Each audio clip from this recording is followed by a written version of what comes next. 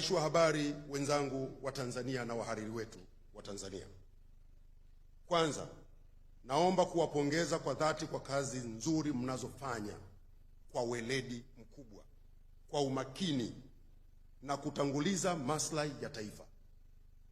Najua kuna magenge ya watu ambao wanashabikia nchi isambaratike, yanawashambulia sana kupitia mitandao ya kijamii na vyombo vya habari vya nje. Najua. Nataka kuwatia moyo na kuhakikishia mpo sahihi sana, na mmeonesha umuhimu wa Tanzania kwanza na upekee wa nchi yetu.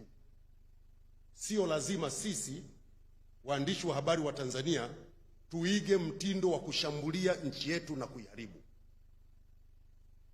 Hiyo ndio Tanzania. Leo mtabezwa, lakini historia itaandika kuwa nchi iliwahi kupita katika mtikisiko, na waandishi wetu wa habari wa Tanzania walisimamia maslahi ya taifa na nchi ikabaki salama. Tembeeni kifua mbele kwa hilo. Endeleeni na msimamo huo huo. Kwenye maslahi ya Tanzania, waandishi wa habari wa Tanzania hatuhitaji kusifiwa na mtu mwingine yeyote. Kwenye maslahi ya nchi yetu, waandishi wa habari wa Tanzania tunahitaji kusifiwa na Watanzania, na Watanzania wanataka amani. Watanzania wanataka nchi nzuri. Watanzania wanataka nchi inayokuwa kiuchumi. Watanzania wanataka nchi inayoshughulikia kero zao. Watanzania wanataka nchi inayowahudumia ipasavyo. Na waombeni ndugu zangu waandishi wa habari, msihofu na msishike na twashishi yoyote mnaposimamia maslahi ya taifa. Na labda niseme, mnachokifanya ni uandishi wa habari wa uwajibikaji. Kwa Kiingereza wanasema responsible journalism. Na kuna watu fulani nimeona siku 2-3 hizi kwenye mitandao wanataka kubeza uandishi wa habari wa Gerson Msigwa. Mimi mwandishi wa habari hasa, tena field journalist, niliyefanya kazi uwandani.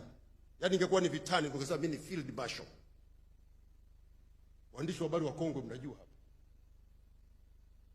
I know what I'm doing. Kwa hiyo nyinyi mnachokifanya ni uandishi wa habari wa uwajibikaji, responsible journalism, which embarks in reporting and accountable, kwa usahihi, kwa usawa na kwa uwajibikaji. Hiyo ndio responsible journalism.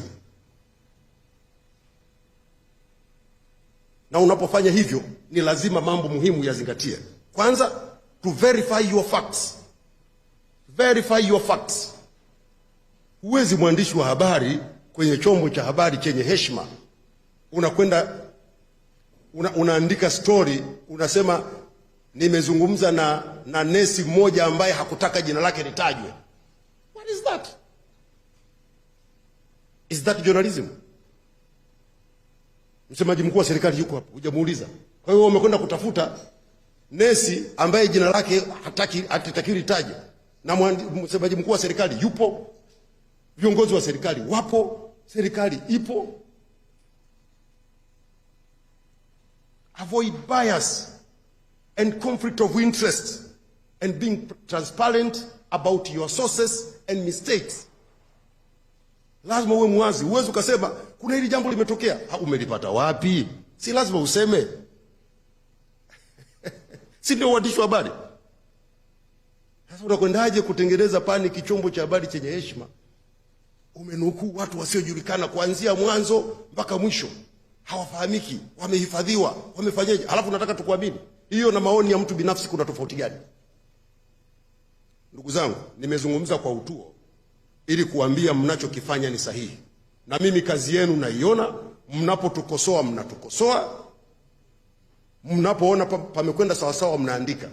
Na mimi nataka niwaambie waandishi wa habari, msidhani hili jambo linafanywa kwa bahati mbaya, ni kwa makusudi. Leo chukua vyombo vya habari vya Tanzania, tufanye magazeti.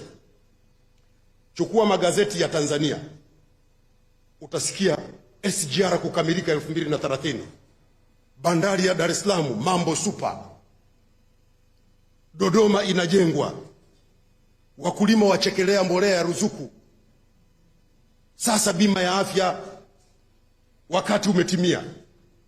Kaangalie vyombo vya habari vya nchi jirani kule, fulani na fulani vita kali, nchi hatarini kusambaratika,